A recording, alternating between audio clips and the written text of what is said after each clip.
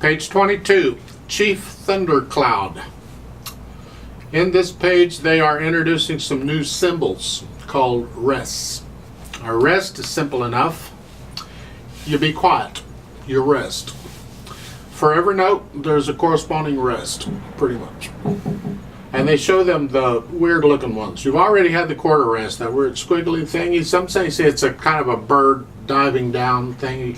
Yeah, it helps to have an imagination in music, it really does. Well, the quarter rest is the same as a quarter note, except instead of playing something, you're quiet. So if a quarter note gets one count, the quarter rest gets one count. A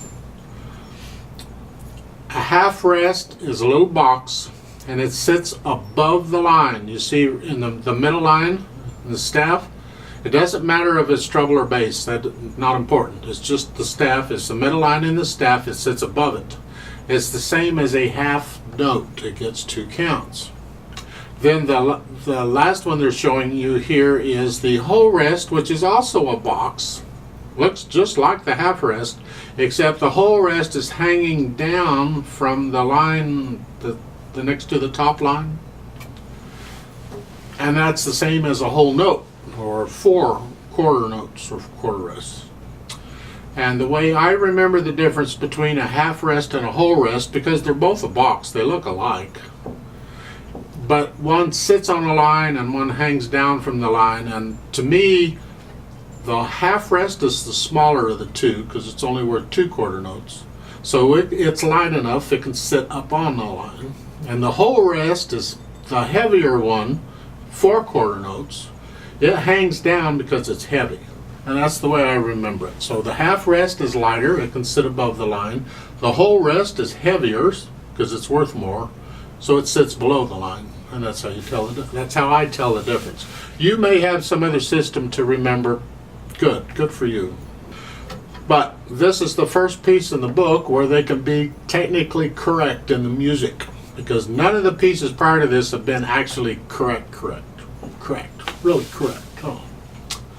Because in the time signature, it's required in 4/4 time, every measure has to have 4 counts.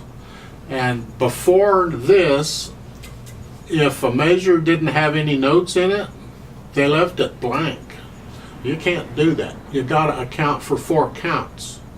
Well, now that we have the rest, they can put the rest in, and that counts the 4 counts in the first measure here. The right hand has 4 quarter notes, that's fine, no big deal.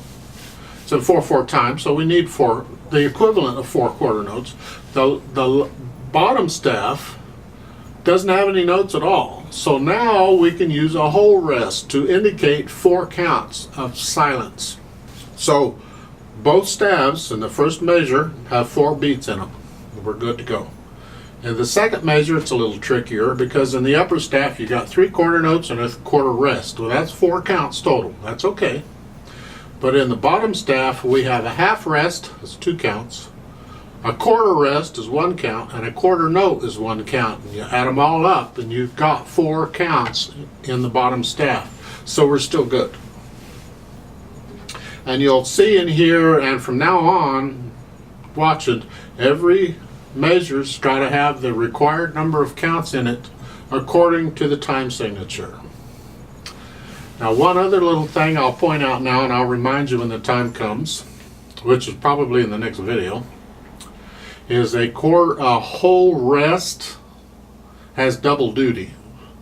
It represents 4, it's the same as 4 quarter rests, right? It's a whole rest, corresponds to a whole note. But it also can represent a whole measure, regardless of how many beats are in it. They can stick a whole rest in there and it just covers however many beats are required for the measure if they want. Now keep that in mind a little later on, we'll run across it. Now in this piece, let's figure out where the hands go. It's in 4/4 time. We have these slurs. Remember the slurs, the phrases, musical sentences. And if you look at the words, you'll find that these slurs kind of follow the sentences and the words, sort of, or the phrases and the words. Because after, in the second measure, when the first phrase ends, you have a comma there in the words, It's like a little break. And at the end of the line, when the phrase ends, that's period. It's the end of a sentence. So they're kind of following the sentences, and most of the time they will. So we're going to connect all these notes in the right hand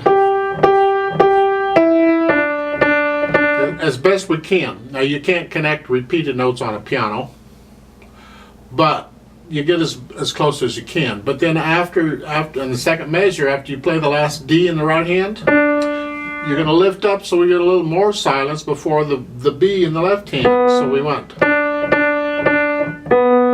So you can tell you're starting a new phrase there.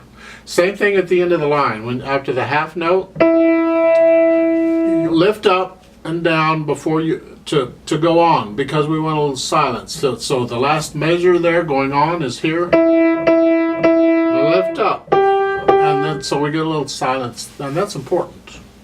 So this thing starts out with little finger on the G, so that puts your hand in this position. And in the second measure, when the left hand finally plays, it's second finger on the B. That's this position. So you're still in middle C position. So let's try this out. You go ahead and learn it, get it so you can play it, and when you're ready, play it with me. I'll give us 4 counts. So go ahead and put your hands in middle C position. Here we go. 1, 2, ready, go.